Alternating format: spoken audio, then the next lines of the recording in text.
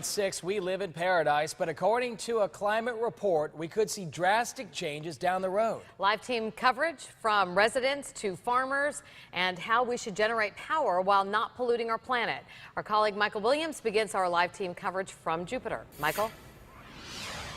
Thank you very much. As we stand here on the beach on a tranquil day where it doesn't seem as though anything could upset the foundation of our Florida lifestyle, the sea, the sand, the sun, and the surf. But the report, the National Climate Assessment, written by scientists around the USA, mirrors international opinion. Sounds like science fiction. They say it's reality. It's here now. They argue if we don't do a lot more about climate change, it's only going to get a lot worse for your children, grandchildren, and future generations. Among the concerns, fresh water. They argue that as sea levels rise, and they say it is already happening, it pushes salt water inland.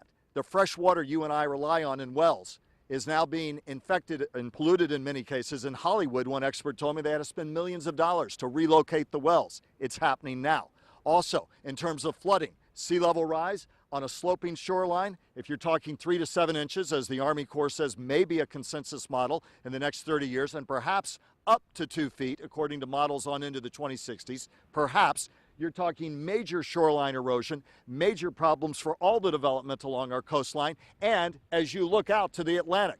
Again, that tranquil picture as we look out to the ocean today, but so much carbon dioxide is now in our oceans that it's changing the pH balance and having a profound effect on the marine life that so many of us rely on. So that's a big picture. For more on that, we go to our chief meteorologist, Steve Weigel. Steve?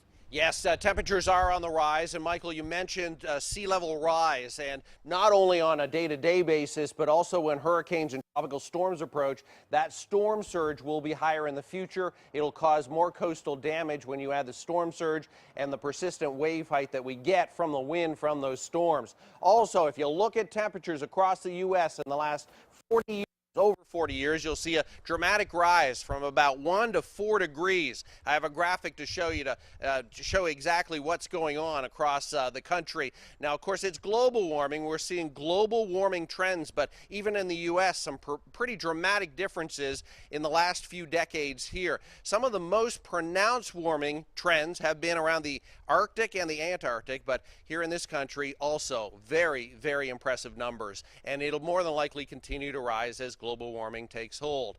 I'll be back with your forecast. We'll take a look at what's going on with our weather through the next few days coming up.